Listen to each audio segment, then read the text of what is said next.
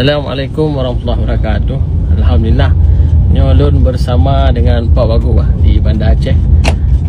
Pak Wagub, ho perjalanan tengok Pak Wagub. Ya, Pak, undangan Kauri Mulut dan sekalian 7 orang Syik rakan tengok.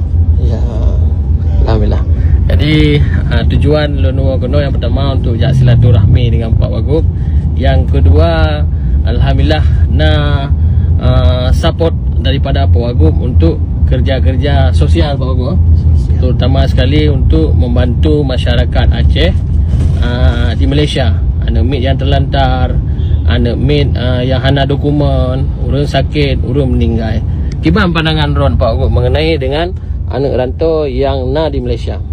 God, alhamdulillah, apa yang kalian kerjakan silahkan lanjutkan.